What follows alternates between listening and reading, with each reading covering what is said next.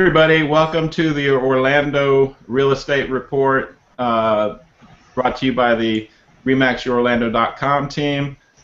This is the report for November 2014, and let's get right into it. So we're going to go over the slides, and this is always an adventure, getting these slides. So here we go.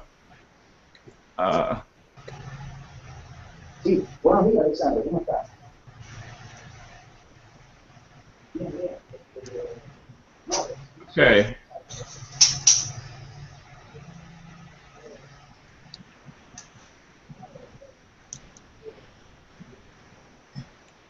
Oh, look at this again. Okay, can you guys see the slides up there? Yep. Yeah, looks perfect. Mm-hmm. Let me.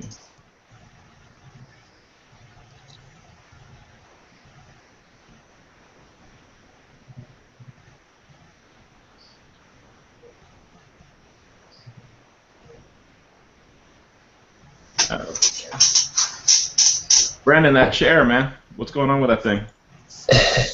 Just squeaky. It's a chair. Yeah. Okay, anyway, here we go. Here we go, guys. Okay, looking at inventory for the past 24 months, as you can see, we've gone up every single month for the past 24 months. And, well, not for the past 24 months, but really starting back in March of 2013 when the inventory was 7928. Here we are in October, and we're all the way up to 14,410 available properties. So we've been watching this trend for quite some time, and actually if you go to the next slide, you can kind of see what this looks like over the course of 3 years. Going back this time in 2012, we had 9435 on the listings. Last year we had right at 11,000 at 10,972, and then this year we're all the way up to 14,410. And anytime you have more of something, typically it's worth less, and which is been pretty confusing because we've just watched the price go up and up and up, and we'll see if that's changed here recently. But from here we take a look at pending home sales, and if you look here, you can kind of see the reverse of what we saw on the available inventory. Over the past 3 years, the inventory back in 2012, or the pending home sales, was 10,733, and then last year it dipped quite a bit to 8114, and then this year we're all the way down to 7,007 homes under contract. Now there's probably a lot more there than meets the eye, and we could talk about that later. Like, are the short sales clearing the market quicker, things like that. So there's more to the story than just that. And yeah, I want to get your thoughts on that later. Next, and this is very interesting. So when you look at the homes on the market, it's really alarming to see the inventory grow. But here we have homes that have sold and closed, and if you look back on 2012, we had 3,024 closings. Okay, and then last year that dipped slightly to 2,866. But here we are in 2014, and we're all the way up to 3,481 closings. So whatever's happening, I mean, more homes are actually being sold. So that's great news. Okay, and last but not least, we'll look at what this means for pricing. If you go back to 2012, we were at 122,000. Last year we're at 155,000, and this year we're at 160,000 for a median home price. So that's great. I mean, we're showing an increase, but if you look at the past 2 months down here, you'll notice that we are finally starting to dip on our price, or starting to go down on the price here, and that's that's uh, something to keep an eye on, because we have been watching inventory and really have expected this to happen for quite some time. You know, since we've been watching it from March 2013 and up. For whatever reason, the price kept climbing and climbing and climbing. But now we have a mini trend of 2 months where the price is starting to go down. And you know, whether that's a trend or whether that's just you know, just a short-term little blip on the radar, we don't know at this point. So anyway, that's a gist of what I have at the moment. So I will send it over to you guys, and let's start out with Alex. Hey everyone, all the viewers out there. I'll just kind of do a brief overview because a lot of the stuff that Phil touched on relates obviously directly to my sellers that I deal with on a day-to-day basis. First and foremost, the fact that the inventory is as high as it is, over the 14,000 mark. I tell everyone to price aggressively because the market is slowly coming towards the other side, given that we're going into winter months, meaning that it's moving towards the buyers as, you know, they hold the leverage, the buyer's market. So in the inventory, you know, that's just very telling. So as I know we've touched on in the past a lot, homes need to be move-in ready. They need to be, you know, at the very minimum average or above average condition, and they will sell if they're aggressively priced. So, the median home price is very interesting too.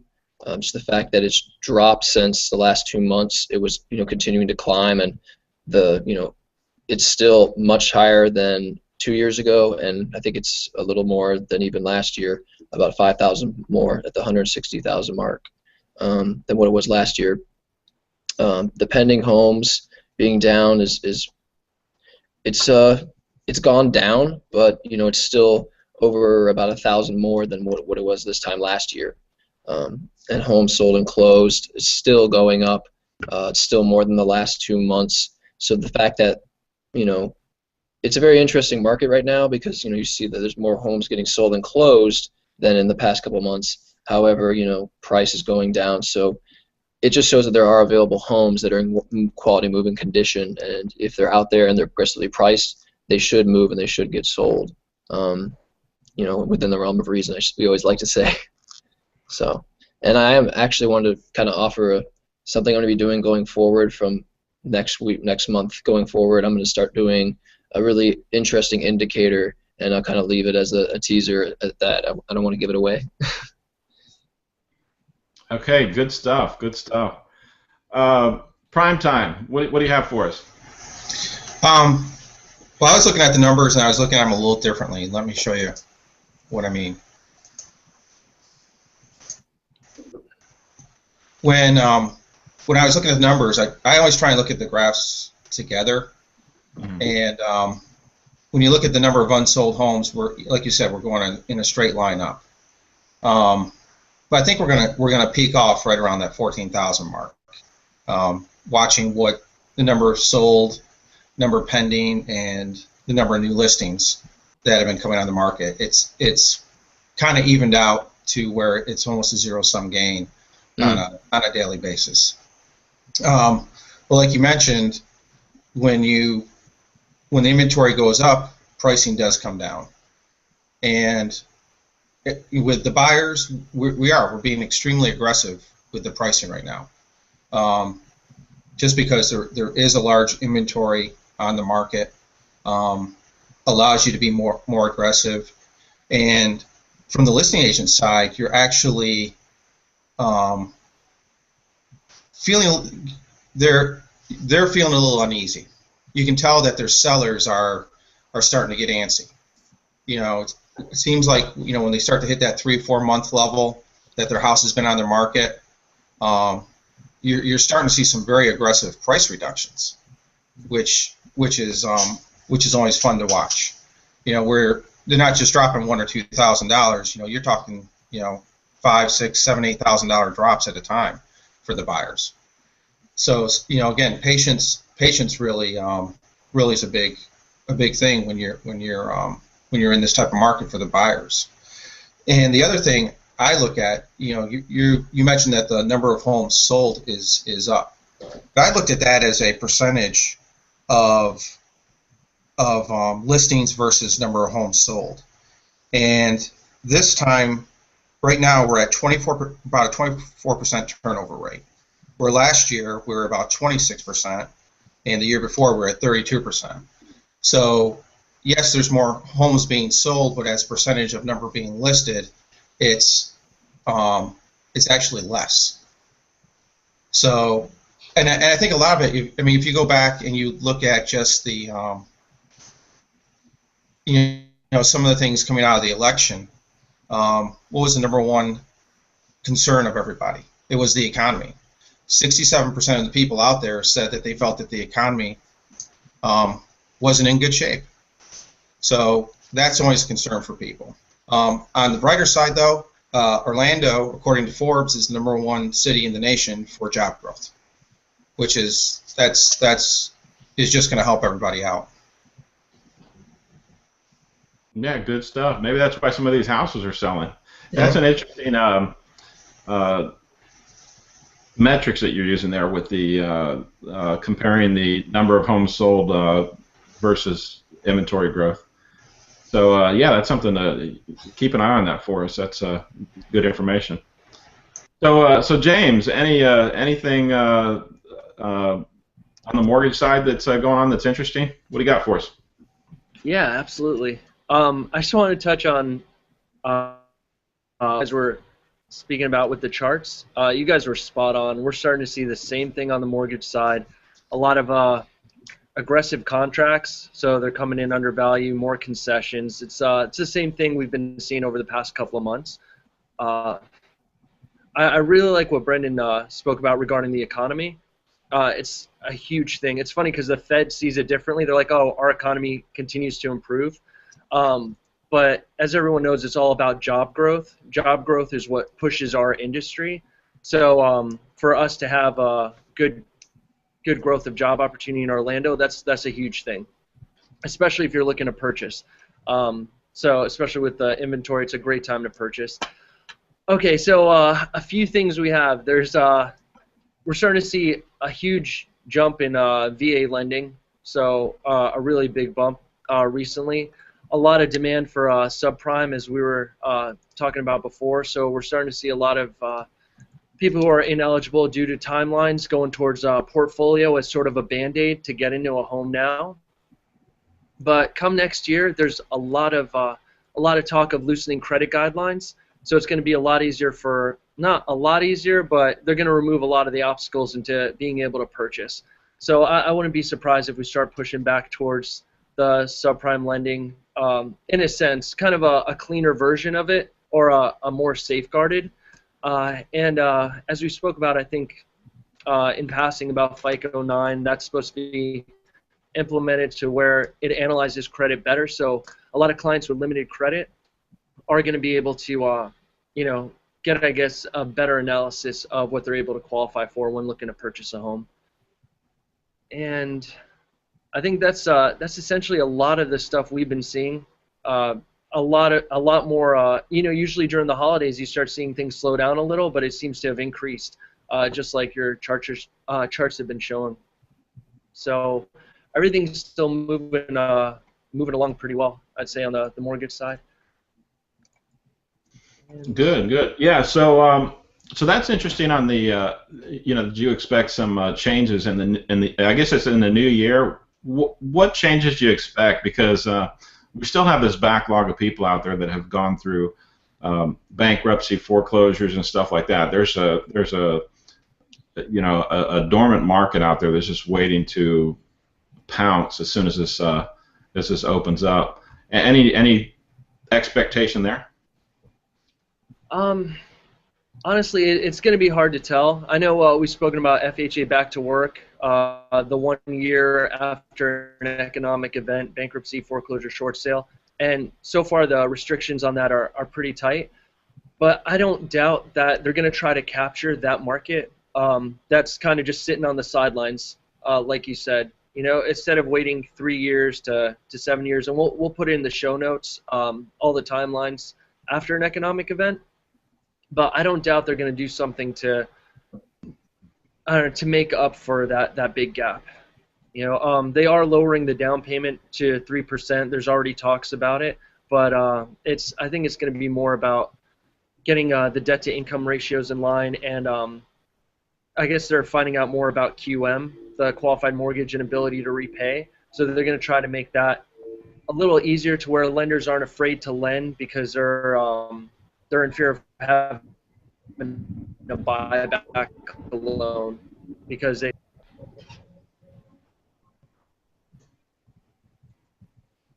Yeah, yeah, we lost you there for a second, James, but yeah, we got the gist of it. So, Alex, any thoughts on that and how that relates to your sellers and what you're seeing and kind of what guidance you can give people that are selling homes right now? Yeah, I would say there's certain price ranges that are just historically, homes are going to be more sought after. And I'm experiencing that currently.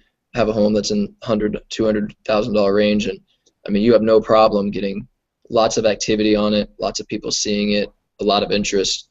But at the same time, like you said, and you both touched on it, the dormant buyer market that's out there. I think once, hopefully, whether it's the government or however it's going to be handled, once the hump is, I guess, cleared, I think a lot more people are going to come out and they're going to be able to purchase homes, which will, of course, help sellers. But beyond that, it's basically right now I'm dealing with a lot of people that don't. The mindset is, I guess, still in the past when there weren't as many homes in the market and it was more competitive. And right now it's going towards that buyer market, and I'm having to re-educate, which I'm happy to do. But that's basically where I'm at with a lot of certain sellers. Yeah, that's a good point.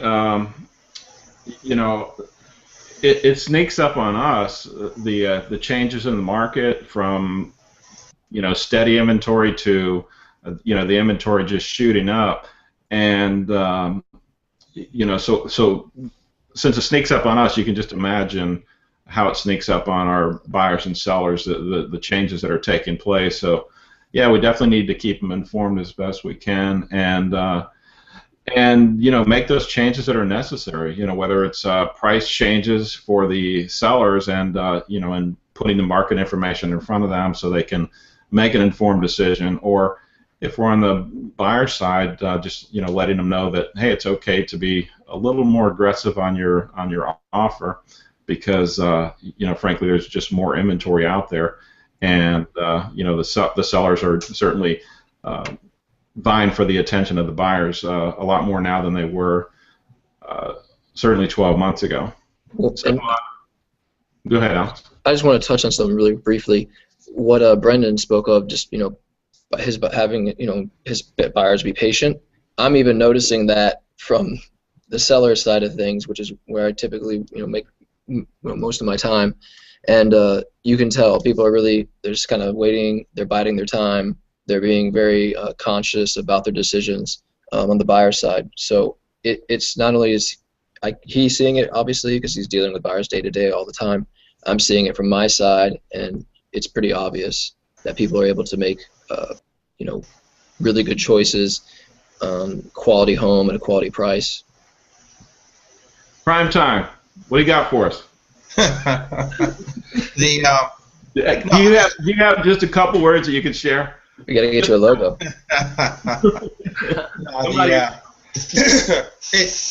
It just I agree with what everyone's saying. As far as the buyers, for them, the biggest thing is making sure you're prepared when you walk in the door. Make sure your credit's taken care of. Make sure you've got your pre-approval all done. Because from my side, it makes it that much easier when you know exactly the numbers that you're working with when you walk through the door. It's funny some of the things you see from buyers. You tell them, don't go out and buy a new TV. Don't go out and go to Rooms to Go 2 days before you purchase the house. And they just don't want to listen some days, and you just kind of shake your head. It's like, oh. But it really is all about preparedness. And and listening to us, when we sit down and we go through you, because we're going to spend, a good agent's going to take the time, pull the comparables together, sit down, do the adjustments, and say, okay, we've got a range. The house is really kind of worth, one I'm working with a veteran is, we really priced the house out between 172 and 177, and there's just couldn't find any comps, and the seller wanted 186, and we can't do it. I know your wife loves the house, but we're going to run into trouble. We're going to run into trouble on the appraisal. We've looked everywhere. There's just nothing to do it. So we unfortunately had to walk away from the contract. That afternoon, after we walked away from the contract, they dropped the house $6,000 in price. So now he called me up last night. He's like, okay, let's just sit and let's let them drop it again. I'm like, okay, we can do that. He goes, let's go still shop, but let's they're going to drop it again. I know they will. So education on the buyer side is very important as well, because you need to understand, where we come up with the numbers. That we're doing a lot of work behind the scenes. It's not just taking to the houses. It's also sitting down, doing the comparables, so that okay, this is why we think this house is worth this much. And that's really important. And you got to understand why sometimes we kind of get very sticky about, okay, this really is what you should be paying for the house. I know you really love the house, but we could run into problems during the loan process, during the whole thing, and that's not what you want. It needs to be a good experience for you. Yeah, good point. Good point. And I'm sure James has some things to add about getting the buyers prepared and making sure that they stay prepared throughout the process, because there's absolutely nothing worse than working with somebody, have everything all sorted out, and then they run to the car lot a few days before closing and buy an expensive car for their new garage, and then all of a sudden they realize, hey, they can't buy that garage anymore because they just bought the car that's supposed to go in the garage. So, James, what do you have to add on that? Yeah, you're absolutely right, Phil. And there's so much misinformation out there from. I'm not putting it on salesmen, but the biggest thing is you need to trust your agent and trust your loan officer. They want what's in your best interest. We actually had a client, interesting enough, a couple of days before closing, they asked us if they could buy furniture, and we said absolutely not. We're like, do not go and buy furniture. Before I was like, wait till after closing, then you could do what you want. They went there, and the salesman convinced them if they opened up a card with them, they could put the furniture on there and it won't report for 45 days. And of course, your credit gets pulled at closing, and they were trying to keep it under the table, and pretty much it would have killed the deal had we not been able to speak with the underwriter, and they allowed them to pay everything off because they had, and I'm talking about $8,900 of furniture. It wasn't just like a couch or anything, but because they had an exception and they had to close the account. But that doesn't always happen, But it's one of those things where you tell them something and then a salesman or somebody else tells them something else. You want to trust your loan officer, trust your agent, and just realize that they want what's in your best interest. Someone who's trying to sell you furniture or vehicle isn't really thinking about home buying, or how it affects your purchase. Yeah. So if you guys don't mind, just to touch on that, we are having a home buying seminar with YourOrlando. So if any buyers out there are interested in getting more information about what to do in the home buying process, feel free. It's this Saturday. And sorry to just jump in on that, but I definitely think it would definitely benefit a lot of the purchasers out there. Yeah, awesome, awesome, and actually, we're trying to get a buyer seminar together that for the people can view online as well. I apologize, James. I think I walked on your show. Oh no, you're fine. But you have a screen thing up, yeah, so anyway, that's good stuff, and thanks for throwing that in there. And I want to get all your I want to get your guide and stuff for the show notes. We'll just put it in there. That way everybody can get a hold of you. But everybody's got like a minute. James, why don't you go ahead and wrap it up since you had the table there? Okay. Actually, I just really want to spend a minute to wish everybody a happy Veterans Day. You know, this is probably one of the most important days of the year. You know, we wouldn't have half our liberties without it. So I want to say thank you. And if you guys have any mortgage questions, anything, feel free to call us. We're more than happy to help. Brendan, prime time. No, I just want to tell the buyers out there it's a great time to go shopping. Inventory's up. You know, they are starting to ease on the lending a little bit. So, you know, any questions you have, any inquiries about any homes out there, you know, give us a call. You know, I can be reached on my cell at any time, 407-710-8720. Looking forward to working with y'all. Yeah, and for those of you guys who don't know, Primetime is also known as Brendan, and his contact information will be in the show notes. He likes cameras, so if we ever need to wake him up, some people take coffee, Brendan or Primetime, just shove a camera in front of him. But Alex, go ahead. Wrap it up, and then we're going to be out of here. All right, very, very good. Definitely want to say thank you to all the veterans out of there. My father being one of them, so familiar with that lifestyle. But just wanted to speak real briefly. For sellers that are kind of, you know, I'm going to wait on the sideline in the winter months, I would say if you want to do that, that's fine, I would say. But the reality is you want to be ready to go come the new year, so you're going fresh and, you know, strong going into the springtime, which is, you know, everything ramps back up, especially Florida and everywhere. And you can also find my show, you know, my contact info, in the show notes, 407-493-8207. Appreciate everything. Thank you. All right, everybody. Hey, thanks. Thank you, veterans. I'm a veteran, U.S. Army. Go Army, whatever you want to say. And right. So thanks, everybody, and you know, we'll see you guys next month, and we'll try to step up our you know, our content, and make sure we're getting better and better information out here to you guys every show, and look to the show notes for the contact information for the participants here, and we will see you guys next month. Yeah. Bye.